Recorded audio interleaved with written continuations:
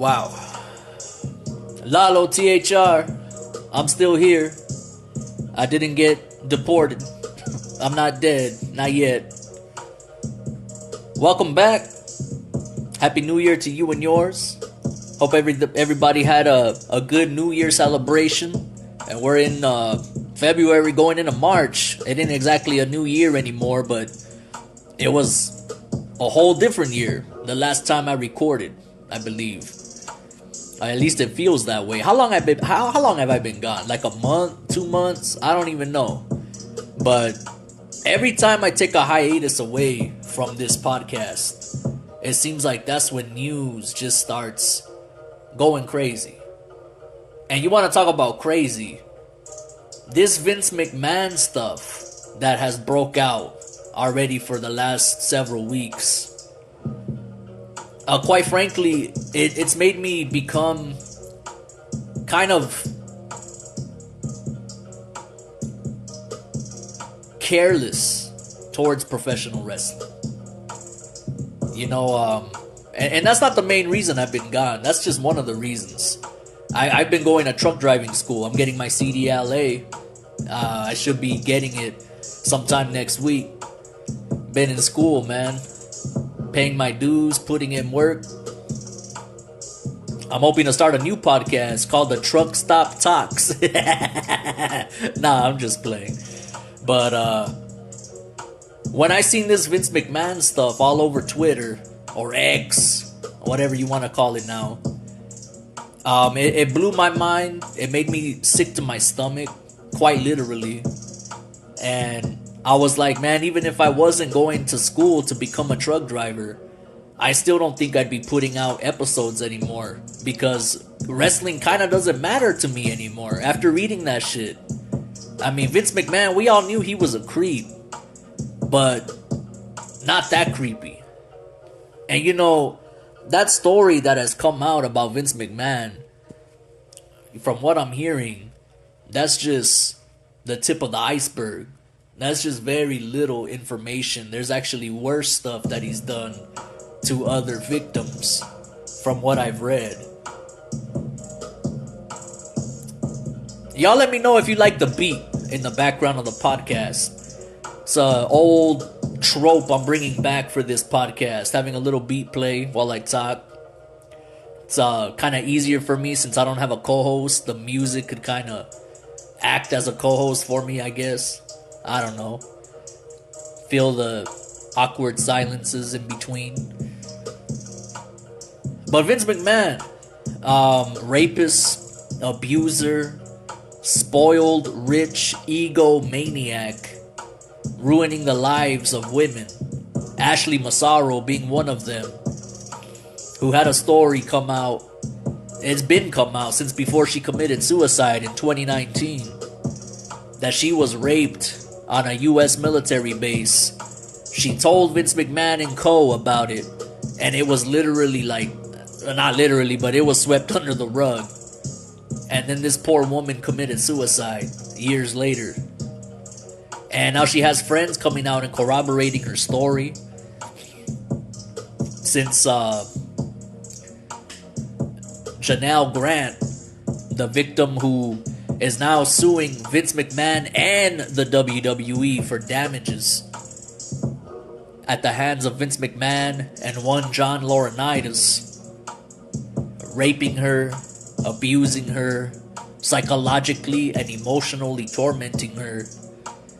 And I read that she's just one of many victims, and that Vince has actually done worse to other ladies who have not come forward, because they are on the NDA, non-disclosure agreement being paid out, which incidentally is why Janelle Grant is opting to sue Vince McMahon and the WWE, because her NDA payments are no longer coming through, which is absolutely mind-boggling that Vince McMahon would even attempt to just skid on by without paying after what he's done to this woman.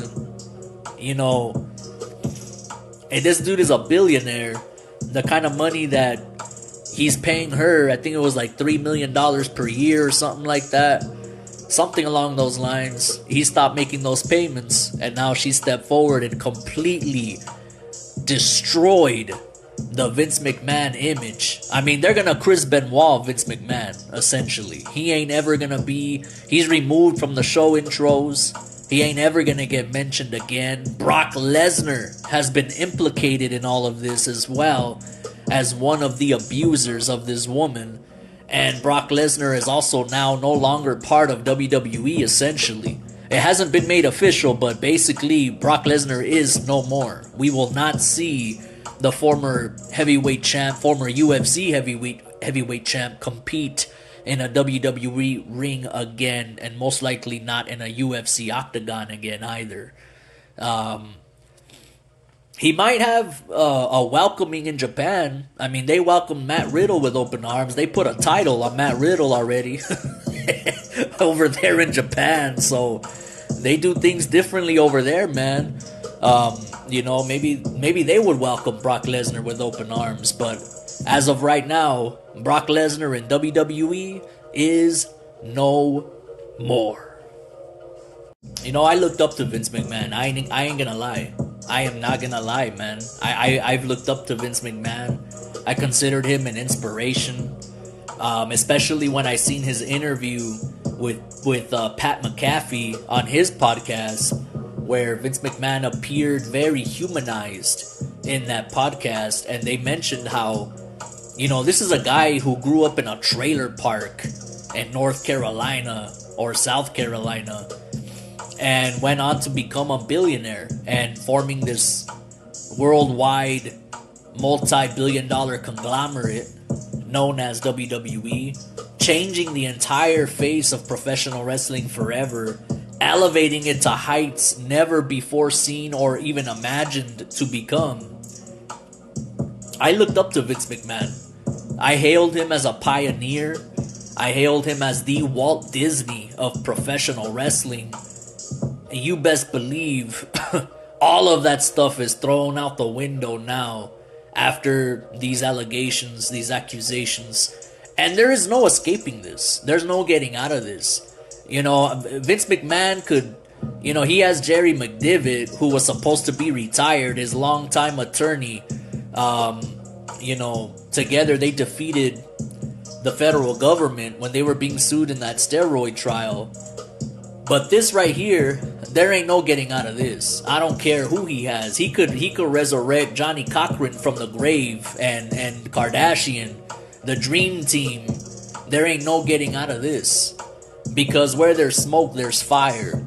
You know, if y'all seen those text messages, which I am not gonna read, because I'll get banned from YouTube if I were to read those text messages. That's how explicit and disgusting they are. But those text messages from Vince McMahon, and he's denying it, of course, his team, they're saying that it was doctored and photoshopped or whatever, it's not him texting. But, you know, I don't know how they could prove that when John Laurinaitis has already backstabbed Vince McMahon and is saying, yeah, it's all true. Janelle Grant she's right. And as well as Ashley Mazzaro was right. You know, there was a rape and we try to sweep it under the rug, but John Laurinaitis is playing the victim like he was forced to partake in all of these dirty deeds. And so Vince McMahon is completely fucked because John Laurinaitis already jumped ship to save his own ass.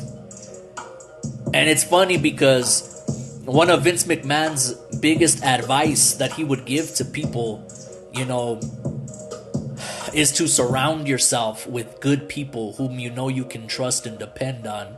Well, Daddy, John Laurinaitis is not a good person whom you can depend upon and trust, clearly, because he was the first one to throw your ass under the bus so he could save his own ass. People power! Dumbass. Shit's crazy, bro.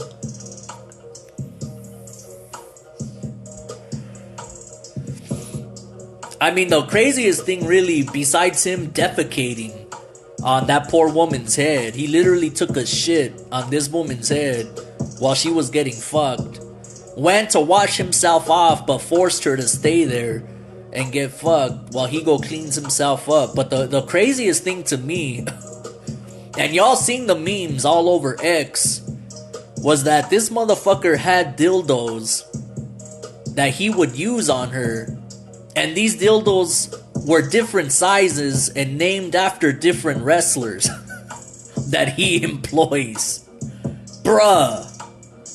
If that ain't the most wild shit I've ever read in my life, that Vince McMahon named dildos out of his wrestlers. And you know, you seen all the memes, all the people joking about it, like, damn, I bet he had a Big Show, a dildo. He probably had a Great Khali dildo. He probably had a Sexual Chocolate dildo.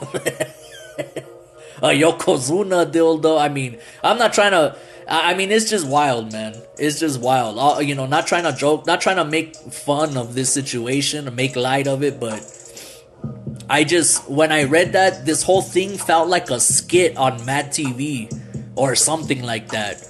You know what I mean? For all you Gen Zers, Mad TV was basically Saturday Night Live, but an edgier, you know, crazier version of Saturday Night Live. That was Mad TV back in the day.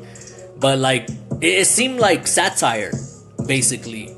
This Vince McMahon stuff, when I read it, it just felt like satire. I could not believe it. I could not believe it from the get-go.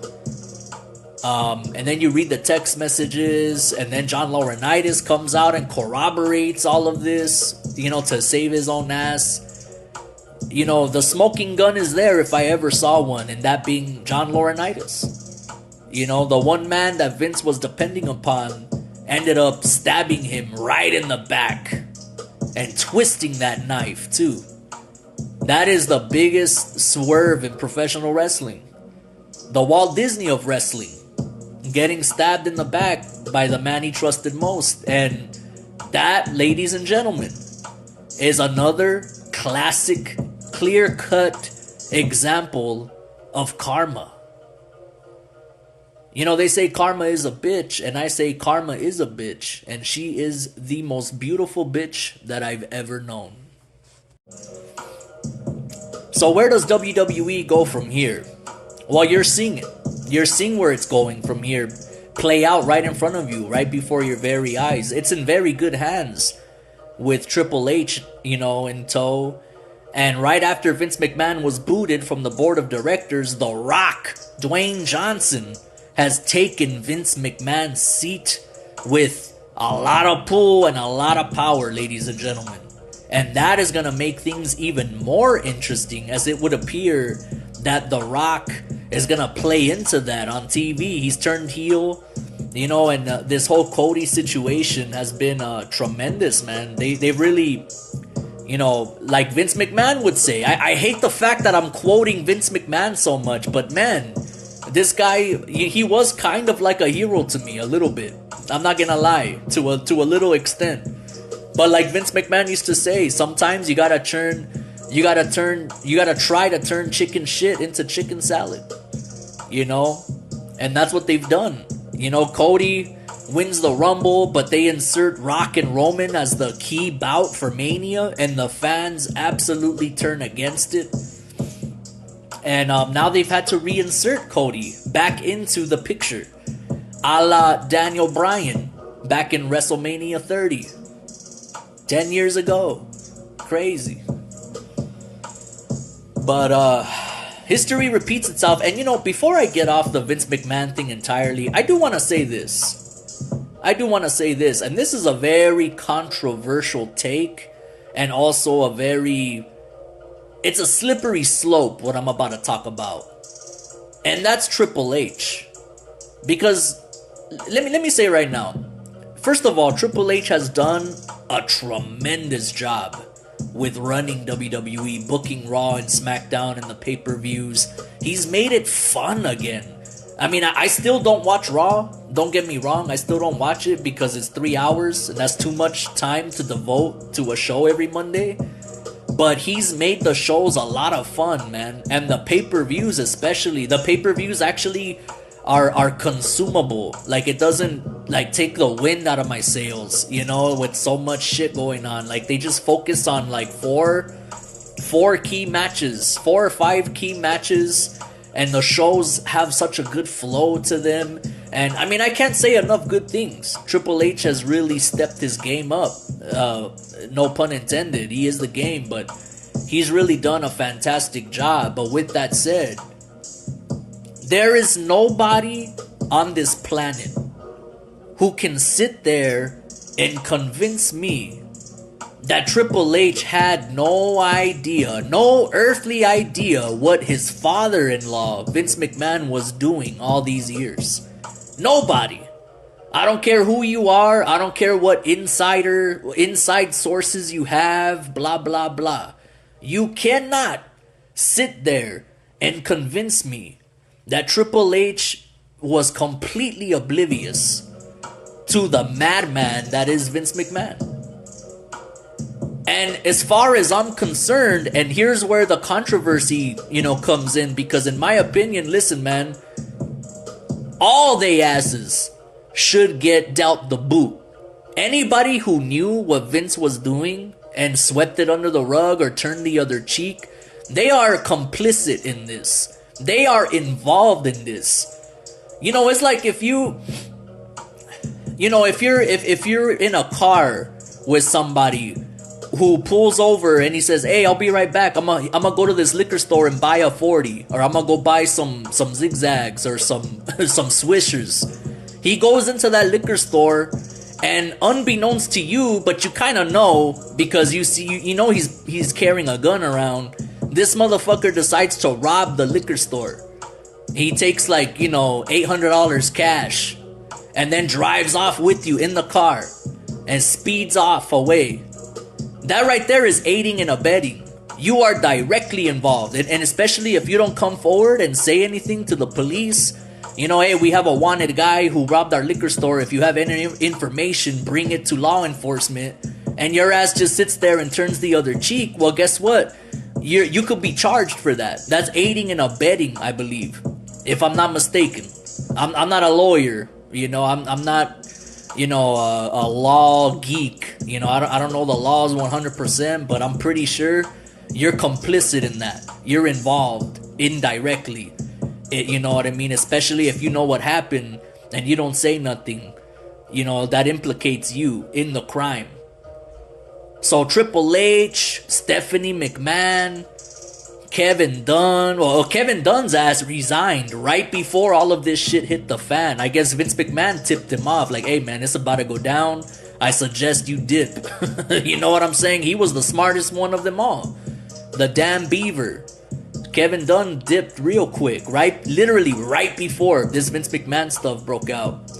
But besides him, Stephanie McMahon, Triple H, Bruce Pritchard, all them cats, if they knew anything about this, in my humble opinion, and I know Triple H has re-injected life with the way he's running WWE, I cannot take that away from him no matter what. He really has been doing a phenomenal job, but ladies and gentlemen, in my opinion, if Triple H knew about this and never said anything, he needs to get fired as well. He needs to get booted out as well, because that is not right. It's not just about politics. Oh, well, I'm gonna pretend. Like, bro, where's your humanity at? It literally came out that Vince McMahon was showing pictures of this woman that he had on his phone to the ring crew, dog. Not just his friends, not just some of his wrestlers, not just some of the producers backstage, but even the fucking ring crew and referees and shit. And you mean to tell me Triple H had no clue what was going on? Triple H is literally the closest guy to Vince. That's his son-in-law, for God's sakes. They're family by law. Not by blood, but they're family by law. He's married to Vince's daughter. And you mean to tell me Triple H knew nothing about this? Get the fuck out of here, man. He is just as guilty as Vince McMahon is, in my opinion, if he knew, which I honestly, again, I don't know how anybody can convince me that Triple H never knew what was going on. Yeah, he's just a mind my own business, go about my day kind of guy. Oh, Vince McMahon is, he's been in the office with that lady for so long. Well, that's his business. Okay, yeah. But Vince is showing referees and ring crew pictures on his phone of this lady. Okay, but Triple H didn't know anything. Alright, yeah. Makes no damn sense. And I'm just gonna leave it at that. Because God forbid Triple H is implicated in this and booted out from the company. Because it could still happen. It could still happen. Now, everybody's high right now on the Elimination Chamber and WrestleMania is coming up. And everybody's praising Triple H. Let me tell you, there's gonna be more stuff that's gonna come out very soon about this Vince McMahon stuff. I mean, Stephanie has already been implicated in this. I think Ashley Massaro's best friend, recently came out on talk shows saying that, yeah, Stephanie was in the same room as Vince and the board of directors when Ashley tried to talk to them about how she was raped on a U.S. military base during Tribute to the Troops, and Stephanie was in the house during that meeting. So she's already semi-implicated in Vince's shenanigans. And albeit Vince didn't have nothing to do with her getting raped by the military personnel, but Vince did, come on to Ashley and do a lot of disturbing shit with her as well, according to Ashley and her friend. And he even tried to bury her by writing writing her character in her scripts and stuff, which is something that is not typically done by Vince. He doesn't write for the women. That's why they have a creative team. As it came out. So I don't know, man. Shit's gonna hit the fan. It already has hit the fan, but everybody is still thinking, oh, Triple H is, he's a saint, he can do no wrong.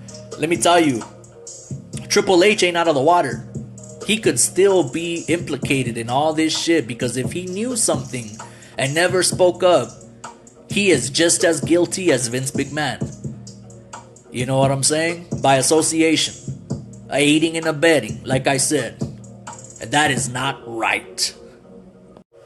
Well, let's go ahead and talk about the Elimination Chamber. I want to get off this Vince McMahon stuff already. I'm sure you've already listened to numerous podcasts talking about the situation. And it's funny because I listen to a lot of wrestling podcasts myself. And every single one of them are like, oh, Triple H had nothing to do with this, and all the fans that are calling for him to be fired are a bunch of idiots, are stupid, blah blah blah. Like, motherfucker, it is about morals. It is about your moral fiber. If Triple H knew anything, which you cannot sit there and pretend like he was a saint that didn't know a damn thing. Get the fuck out of here, bro. Miss me with that. Come on, man. I don't see how, Of all people that doesn't know anything that Vince is doing is Triple H. Get the fuck out of here, dog. Get the fuck out of here. But anyway, let's move on. Let's talk about the Elimination Chamber that popped off last Saturday. Entertaining show, live from Perth, Australia. If I'm not mistaken, it was the first premium live event of WWE to be featured in Perth, Australia. If I'm not mistaken, I know they did like a super showdown or something. It's kind of like a Saudi show. They did something similar in Australia before, but I don't know if it was in Perth. But either way, to feature an official WWE premium live event, it is the first time. So it was entertaining. Rhea Ripley main evented, had that hometown welcome in a match with Nia Jax. And I gotta say, I'm proud of Nia Jax, man. Call me what you will. Call me what you will. I used to make fun of her too. I used to call her the crippler like everybody else. I used to make fun of her too. But she's come a long way, man. From getting fired from WWE to coming back and main eventing big pay-per-views like Elimination Chamber with Rhea Ripley. Premium live events. But man, big ups to Nia Jax, man. I can't hate on her. I cannot hate on her. I'm proud of her, dude. As I'm sure she's proud of herself. Because, it takes a lot to come back and be great like this. And she made Rhea Ripley look strong. And that was her purpose. And Rhea Ripley is a mega star. She is a tremendous athlete. A hell of a good looking woman. And she's going places. And you know, the main event for WrestleMania in the women's division is set. It's gonna be Rhea Ripley and Becky Lynch, but in my opinion, I would actually much prefer to see Bianca Belair take on Rhea Ripley for the women's title. I just think that match makes more sense. I know Becky Lynch is also a megastar in her own right, but you know how I feel about Becky if you've listened to this podcast before. Never been a fan of Becky. Not a big fan of hers at all. I don't know what it is about Becky Lynch. I just do not like it. I don't like the way she cuts promos. Her wrestling is whatever. She doesn't do anything spectacular. She's not even that attractive, in my opinion. And I don't mean to be mean. I'm just Lalo THR. I call it how I see it. You know, I don't hold no punches. I don't pull no punches on this show. I just call it like I see it. And Becky Lynch is not all that. I don't see what the big deal is about her. Incidentally, you want to talk about Nia Jax making people into stars. Nia Jax is responsible for Becky Lynch becoming a megastar and becoming the man when Nia literally fucking haymakered Becky Lynch right in the face, busted up her nose, made her bleed, and Becky was still performing to the highest level while she was gushing blood all over the place. I'll never forget that. That was like Raw in like 2019 or 2020.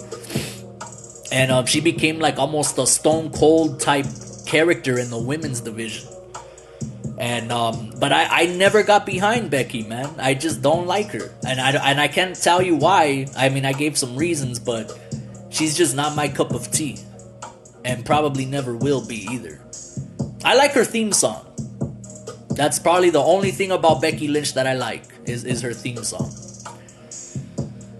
The fans in Australia liked it too, singing along to the theme song, and of course singing along to Cody Rhodes' theme song when he came out for the Grayson Waller Effect show.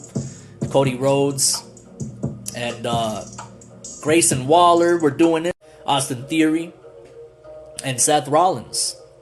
And you know, they're really building off of the WrestleMania kickoff press conference that popped off a few weeks ago, where The Rock bitch slapped Cody Rhodes right in the face. You know, and Seth Rollins had a great reaction to that. I loved that. It was very realistic. He kept saying, you know, you can't do whatever the hell you want. You think just because you're bored, you know, you're sitting on the board of directors, you think you can do whatever you want. You can't. I like that. That's some alpha male shit. I like that. I like how Seth was, you know, revved up about that. And it seems as though we're building to a tag match between Roman and Rock against Seth and Cody. But I don't know if that's going to be a WrestleMania match or if they're going to shift that to another event, maybe Backlash or a different, you know, PLE in the future. Because as far as I'm concerned, the WrestleMania main event is pretty much set to be Cody versus Roman. That's the only thing that makes sense now. The way they booked that WrestleMania kickoff and the subsequent programs that I followed. And I stick to my guns, man. I believe that Roman should not be defeated by Cody. I'm going to stick to my guns on that. You know, people are calling Cody the next John Cena. Bruh, John Cena was literally on his way out the door already when he was Cody's age. How is he the next John Cena? You know, when Cody's in his mid to late 30s, I don't see it. I just don't see it. And I like Cody. Don't get me wrong. I'm not trying to diss him. I like him. But I just don't think he's the guy. Certainly not the guy to beat Roman Reigns. If anybody's gonna beat Roman, it should be a young stud coming up. Because Roman has built up like an Undertaker-esque type of image, aura. You know? Almost like the Undertaker streak. But instead it's Roman Reigns and his title reign. No pun intended. And that should be given a rub to a young stud who's ready. Now, you might ask, well, who is that? Well, I don't have an answer to that. But it should not be Cody, in my opinion. It really shouldn't. It's very similar. You know what? I'm going to talk about AEW later. But just for right now, for this segment, I'm going to compare this to Samoa Joe dethroning MJF for the world title at World's End. Like, again, I like Samoa Joe. I like him, man. He's an OG who's been doing his thing forever now. But that was a mistake. That was the wrong call for Samoa Joe to be the one to dethrone MJF. Especially when you had a young, new stud like Swerve Strickland coming up big, but they put it on Samoa Joe. Like, how do y'all not pivot and instead make Swerve somehow, some way, get into the title picture and dethrone MJF for the title? It would make way more sense. And nobody cares if Swerve beats Samoa Joe for the title. MJF had that long title streak. The longest champion in AEW history now. The writing was on the wall and they went with Samoa Joe. They wasted a big rub on Samoa Joe. It makes no sense. And that's the same thing here. Cody beating Roman would be a waste of a huge rub. Cody doesn't need it. Cody does not need it, in my opinion. But other notable results of the Elimination Chamber, of course, the Kabuki Warriors retained their women's tag titles. And Drew McIntyre was a surprise for me to win the chamber match, the men's chamber match that is. As well as Liv Morgan winning the women's Elimination Chamber is also kind of a surprise to me. The fans were really hot on Tiffany Stratton. I was surprised by Tiffany Stratton's reaction. I haven't seen this woman perform too much, but I do know she's extremely talented. I have seen her in NXT, and she's got a bright future, man. She's got a bright future. Excuse me, Becky Lynch, not Liv Morgan. Becky Lynch won the women's Elimination Chamber. I don't know why I said Liv Morgan, but Becky Lynch won the Elimination Chamber. Obviously, as I mentioned, she is going on to face Rhea Ripley for the women's title. And I mean, Corey Graves gave away the results. That was a big botch on his part when after the match, you know, this is before Nia Jax and Rhea Ripley had their main event. Corey Graves would go on to say, oh, it's official, Becky Lynch will challenge Rhea Ripley for the world title, for the women's world title at WrestleMania. You know, and that was pointed out on Twitter, but I'm over here saying, bro, they ruined it at the WrestleMania kickoff when they had Rhea Ripley and Becky Lynch face off, you know, as if it's set in stone that they're going to face at WrestleMania before the chamber even took place. So it's not even Corey Graves' fault. WWE was already, you know, throwing shade on Nia Jax, kind of bearing her, to be quite honest. But that's what she's there for. She knows her role and shuts her mouth. Very good. So that was that. That was the Elimination Chamber. It was an okay show. Let's go ahead and jump across the street and talk a little AEW. Guys, I have not watched an entire episode of AEW Dynamite pretty much ever since World's End. That far back. I may have watched the first Dynamite coming out after, like, the fallout of World's End, and then I just completely stopped. I could not tell you the last time. Well, I just did, but but this is the longest stretch of time that I've gone without watching AEW Dynamite. And don't get me started on Collision or Rampage. Those are ancient history to me now. I haven't watched any of those since even before World's End. There's really not a whole lot to talk about, man. As far as AEW is concerned, there's not a lot going on. You know, I'm just gonna... Let's talk about World's End, because obviously the big reveal, like we didn't know, but the big reveal being Adam Cole and his goons, who are now known as the Undisputed Kingdom, which I just don't get why they're clinging on to this Undisputed moniker. First it was the Undisputed Elite, now it's the Undisputed Kingdom. Like I get it. These guys were known as Undisputed in WWE, on NXT, the Undisputed Era or whatever the hell they were called. But like, dude, be original, man. Be creative. Come up with something that'll stick. Stop relying on shit from WWE. And I hate to say that. I hate to say that as a diehard AEW fan, but I just gotta say it.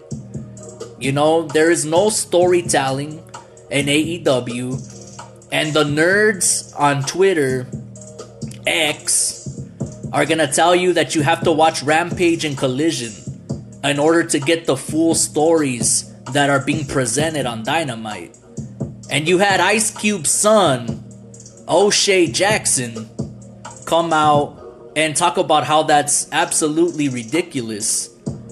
And this man is talking about AEW's flaws and making way more sense than AEW fans and Tony Khan himself, as far as how to book and how to showcase wrestlers and how to build. He had an interview on Chris Van Vliet, and he was going off on Twitter long before that. And I agree with everything he's saying. And I don't even know this guy. I know he played his own dad in Straight Outta Compton, the movie. I saw it in theaters. But yeah, I didn't know that Jackson was a big fan of wrestling and that he had this kind of knowledge. Hell, AEW could hire this man and he could probably help them, because clearly what they have is not working. And you see Samoa Joe as champ. Are you excited? Are you enjoying Samoa Joe's title run? No, you're not. And if you say you are, you're lying. I'm just gonna say it. Come on, man. I love Samoa Joe just as much as the next guy. I have an immense amount of respect for Joe and his tenured career. But he should not have been the one to end MJF's reign and send him packing. It should have been Swerve Strickland. But AEW, they don't know how to capitalize on shit. That's the problem.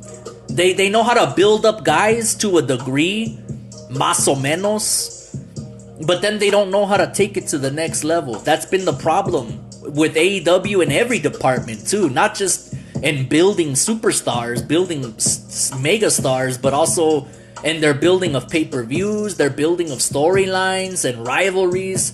Like, they don't know how to pull the trigger. They know how to load the gun. Tony Khan knows how to load the gun, but he doesn't know how to pull that trigger. And when he does pull the trigger, oftentimes he misses the target miserably. Case in point, the Devil and the Undisputed Kingdom.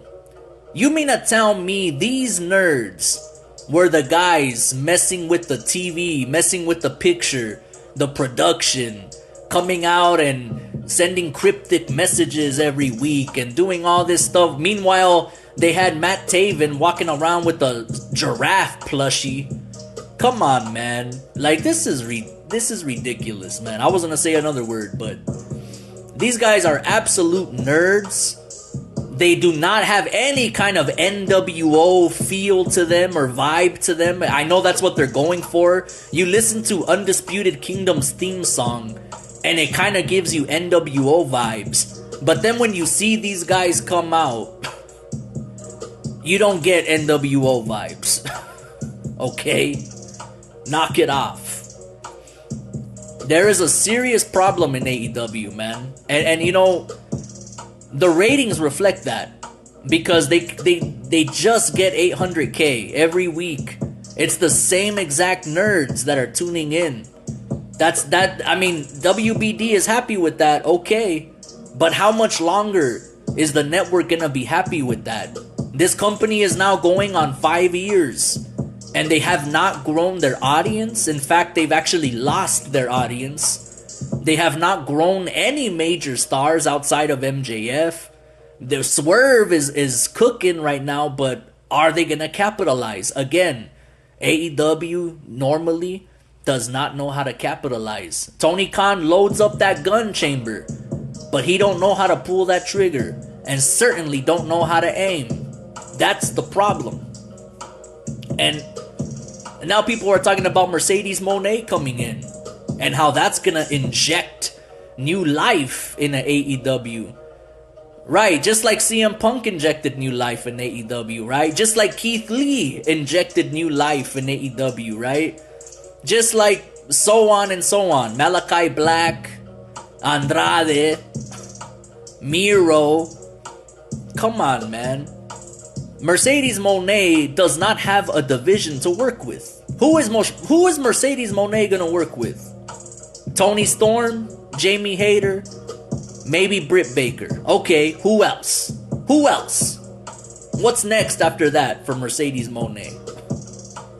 Mariah May? The fuck out of here, man. But it's gonna go down. AEW Big Business. It's going down March 13th. Special edition of AEW Dynamite. And the marketing is clever. I'm not gonna lie. The marketing is clever. I like how, you know, when you really look at the graphic in the background, it says Boston, Massachusetts, but it's Boston with $2 S's because Mercedes Moné is the boss. You know what I mean? So they got good marketing, and it's in her hometown. It's gonna be in Boston, Massachusetts. And, you know, that's actually cool because there's not a whole lot of stars from that area, if I'm not mistaken. I know John Cena was from Massachusetts. I think West Newbury or something like that. But, yeah, man, Boston is one of the big cities. So it's about time that they're hailed as a big wrestling city. And this could be a nice new location for AEW if it goes well, if the show is good beyond Mercedes Moné's anticipated debut. Because I gotta tell you, man, AEW, some of the cities they're in, the crowd is dead. Like, dead. And I'm not talking about, you know, people show those pictures of empty arenas. They're just showing the hard cam section, you know what I mean? And saying, oh, look, AEW's not drawing anybody. But I'm talking about they'll go to some cities. I don't know what city they were in recently, where I heard online that it was dead ass quiet. I don't remember what city. I want to say Oklahoma or something like that. I don't know which one it was. Y'all could correct me in the comment section. But sometimes...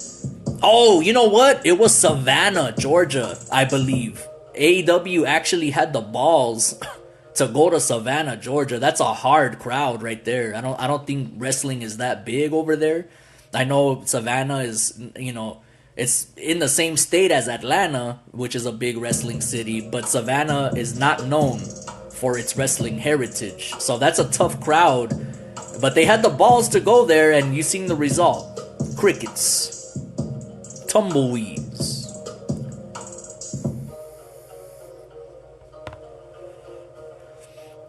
AEW just hired a new writer. Some woman named something Pepperman or some shit. I don't remember her first name. All I know is, man, I said it in a couple episodes ago. What can AEW do to get better? And they're not, so far they're not even trying, man. Like some of the things I suggested. Tony Khan should not be an on-screen authority figure anymore. It should be Mark Henry or Paul White even. Somebody that can command more respect. They should have a real booker and a real writing staff. And I don't know, maybe this new writer they hired, something Pepperman, she could be one of the ingredients needed to start this phase, this new phase of AEW. They're gonna get a whole new intro and a whole new set again for AEW Dynamite. It's like, bro, none of that shit matters, dog. The way your set looks, your pyro, your intro music, that shit doesn't matter. What matters is how this TV show is presented. And right now, it's not presented very well. It's like AEW, they throw a lot of shit at the wall to see what sticks. That's what they do. They load up that gun, but they don't pull that trigger. Or they do and they miss terribly. One of the most interesting things to come out of AEW World's End was MJF being removed from AEW's roster page, official roster page.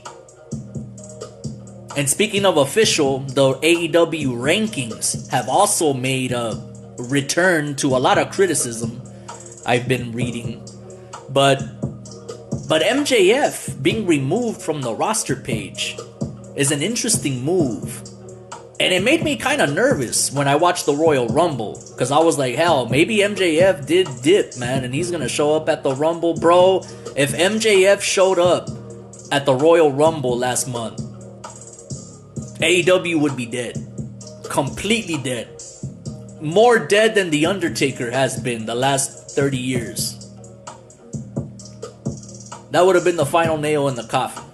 And it will be the final nail in the coffin if and when MJF goes to WWE. Because MJF is the only commanding force in AEW right now as it stands that compels me to watch their program. I guess they did it for dramatic effect. They removed him from the roster page so that way when he returns to AEW, they're hoping the fans like kind of forgot about him. Or maybe are thinking that he left, so it'll generate a huge pop and a big welcome home chant whenever MJF reappears. I'll be tuning in for Mercedes Moné. And AEW Dynamite is going to pop off tonight, and I will watch it. But it hasn't been looking too good for AEW, man. I gotta be honest. You know, just the devil reveal was just such a joke, man. These nerds. I mean, I'm not saying it should have been anybody else. I did suggest it should be Swerve Strickland. Because that would have compelled him, immediately to be in that title picture. And they could have he could have took the title off of MJF before he bounced to heal up. I don't know. They could have done something, man. Something. But they didn't. Samoa Joe did it, and the Undisputed Kingdom formed, and they're a bunch of nerds that nobody takes seriously.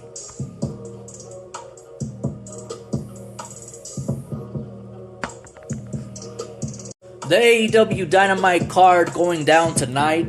We're looking at Blackpool Combat Club taking on Eddie Kingston and FTR. It's been a big feud going down right now between Blackpool Combat Club and FTR, particularly Jon Moxley. Him and Claudio Castagnoli had a match with FTR on the last episode of Dynamite. It was a good match. But I'm not really into this feud. It's just filler to me. But I know AEW fans will tell you otherwise.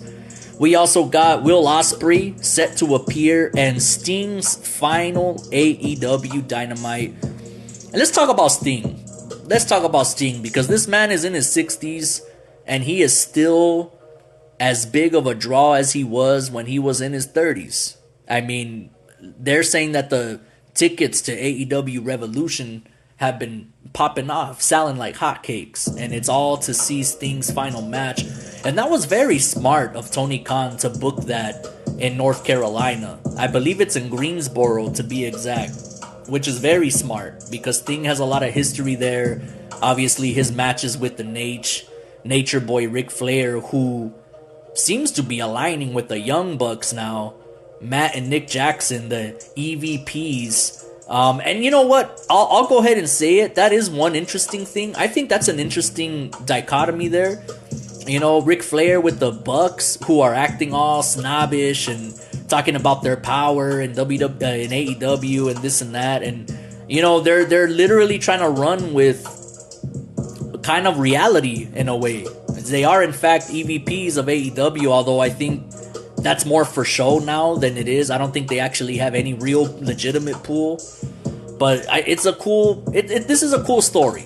I'm digging it. And now, of course, it remains to be seen what happens at Revolution. But I could predict now that Sting is gonna put Ric Flair in the sharpshooter, or the Scorpion Deathlock rather. I could see that happening one final time. You know, Stinger and Ric Flair having a mini face-off in the middle of the ring when chaos breaks out.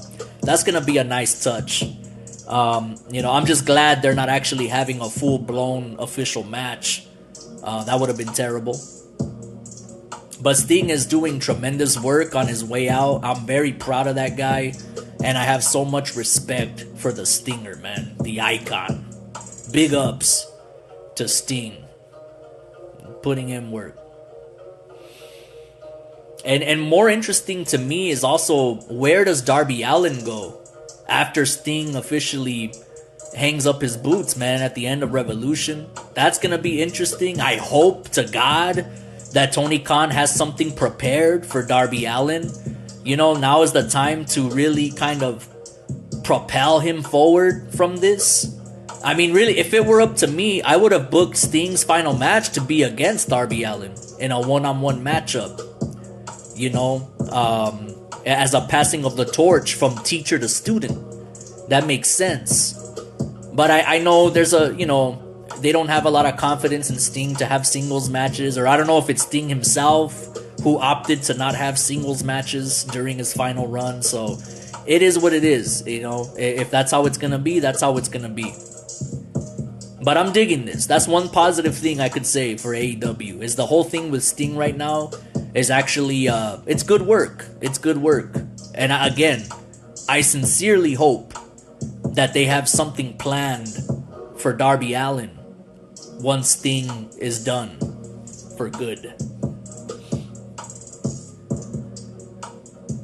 Because Wardlow, let me tell you, you want to talk about people having stuff prepared for other people. Wardlow, I don't know what's prepared for him. Clearly, he's supposed to be breaking out of Undisputed Kingdom in due time, just like he broke out of the Pinnacle. We're recycling storylines here. Again, throwing things at the wall and seeing what sticks. And I'm tired of Wardlow, man. I'm tired of Wardlow. I like him, and it's not his fault. Everything that has happened to him and his image, his perception, it's not his fault at all. You know, let's make that clear. But I'm tired of him. Like, they keep stopping. They push and stop with Wardlow. They don't know what the hell to do with this guy. Because in AEW, it's the little skinny dudes like Orange Cassidy and Jungle Boy, Jack Perry, who dominate. And it's big guys, big, dudes who you would think would actually crush everybody. They make them weak. They don't know how to book those guys. You know what I mean? I mean, look at Big Bill. You want to talk about missed opportunities. Like, Big Bill, even though they gave him the worst name ever, Big Bill, really? But he has really worked his ass off to overcome such shitty character to become great. Like, he's doing good stuff in the ring, outside of the ring. I mean, and they're not doing nothing with this guy. Nothing. What is Big Bill? Is he still tag team champ with Ricky Starks? Or am I mistaken? Did they lose the titles? I don't even remember. The tag team division is a complete afterthought. When once upon a time, AEW had the hottest tag team division in the entire world. Ain't that some shit? It makes no sense, man.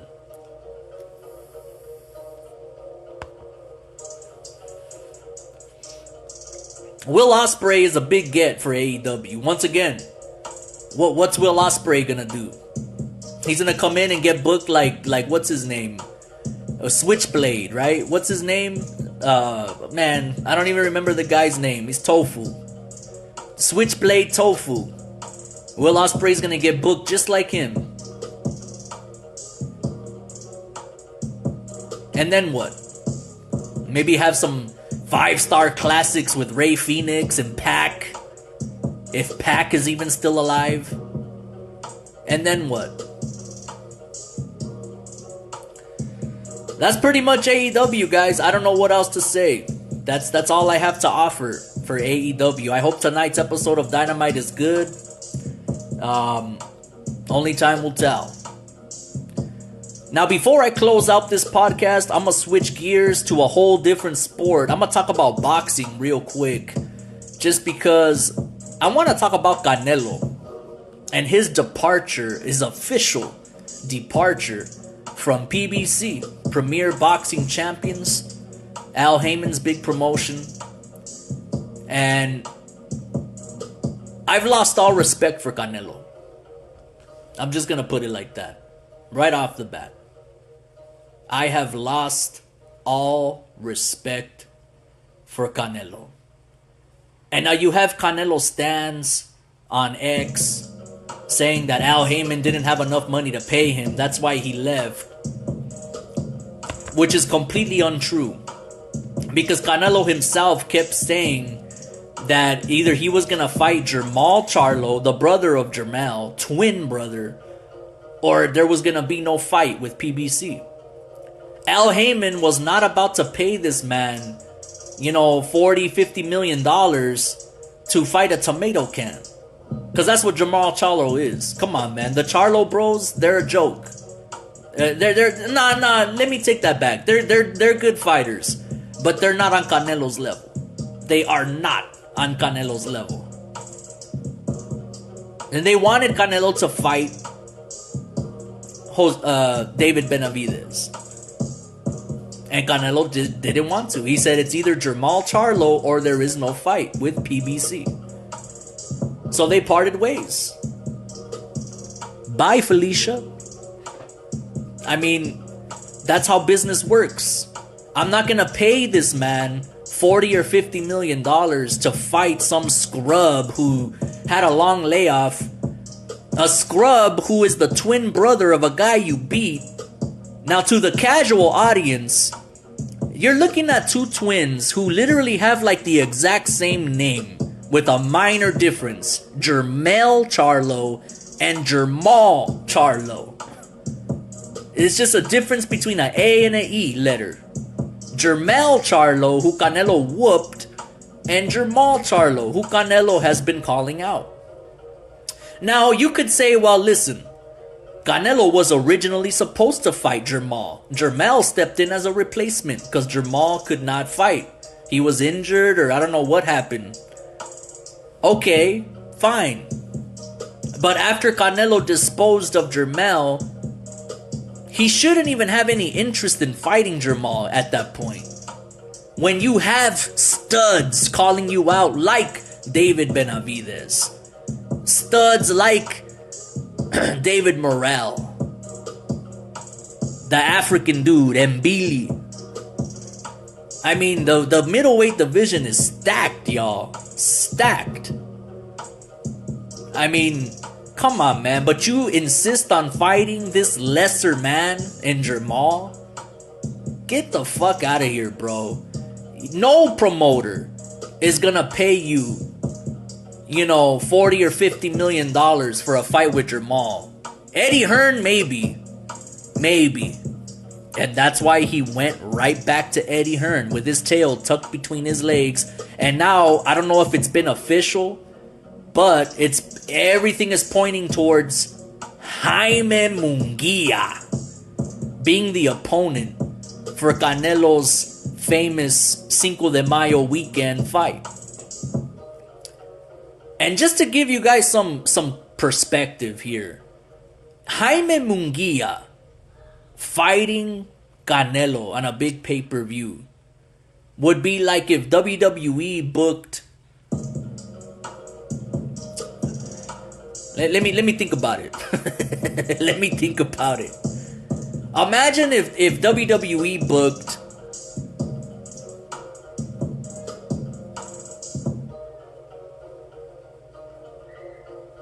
what's his name? Santos Escobar to wrestle Roman Reigns at Wrestlemania for the title. Okay, Santos Escobar is a very good wrestler, right? Yeah, he is. He's pretty good. But is he Roman Reigns good? No. And that was just off the top of my head. I could give you more examples. Santos Escobar, love the guy. I remember watching him on Lucha Underground all those years ago. But he's not on Roman's level. And Jaime Munguia certainly is not on Canelo's level. This makes Canelo look like a coward.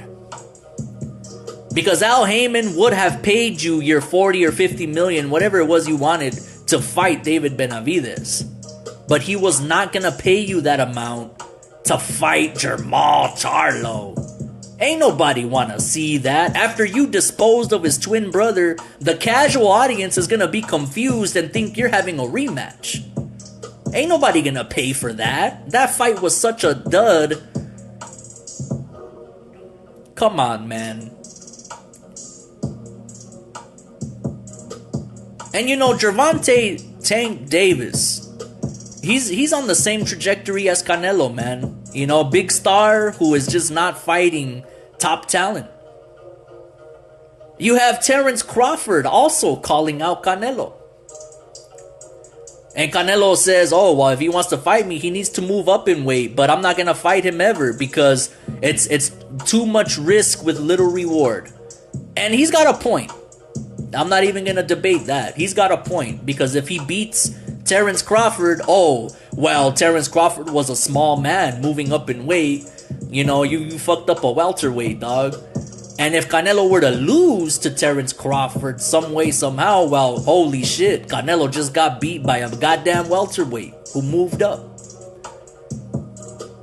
So that's one thing I could agree with Canelo on. That Terrence Crawford idea is ridiculous. It's like Mikey Garcia moving up from lightweight to fight big-ass Errol Spence. Come on, man. You seen them at the face-off, it looked like Muhammad Ali standing there side by side with Juan Manuel Marquez or something. Just a total mismatch in size, in natural size. So once again, I don't know if it's official, but that Jaime Munguia, I like Jaime Munguia, man. He's a little monster, that guy. He's a little monster, but he does not belong in the ring with Canelo Alvarez. And the fact that Canelo is not going to fight David Benavidez this year, it would appear, perhaps ever, it's a travesty. It's a travesty, you know, and it's a shame and a stain on Canelo's career, in my opinion. In my humble opinion. I know everybody on X, all the Canelo stands on X, they would eat me alive right now. Y'all could go ahead and eat, because I'm going to keep cooking. Canelo has tarnished his legacy with this move. Because now that Benavidez fight is further away than it ever was before. And that's a shame. This is reminiscent of Floyd Mayweather retiring in 2007 because he was scared to fight Margarito or all the other cats that were in the division at the time. Mainly Margarito. Mayweather even said, "Oh, I hope Shane Mosley beats Margarito." They asked him why. He said, "Oh, because I just root for black fighters." Motherfucker, you wanted Shane to win because you didn't want to fight Margarito. At the time, nobody did. And I know the whole plaster incident and all that, I know. But before that happened, you had Mayweather retiring when that dude was the next fight mandatory for Mayweather after beating Cotto. This is kind of reminiscent of that in a way. Kind of. I'm very disappointed in Canelo. That's all I'm going to say. It does appear that Francis Ngannou is going to fight Anthony Joshua. That's going to be a dope fight. And I'm going to be rooting for Francis Ngannou all the way. But in the end, I think Anthony Joshua is much too technical and much too skilled to lose to an MMA fighter. But then again, this motherfucker lost to Andy Ruiz. I'll never forget it as long as I live. Like, this world-class athlete got beat by my drunk, overweight Theo from down the block. God damn. Never thought I'd see the day. I want to thank you guys very much for joining me on the highlight reel. Did a little talking boxing there for the end. I'll be back when I'm back. I'm available when I'm available. Thank you very much for joining me, y'all. And live life on cruise control. Sometimes you get farther when you take it slow. I'm out.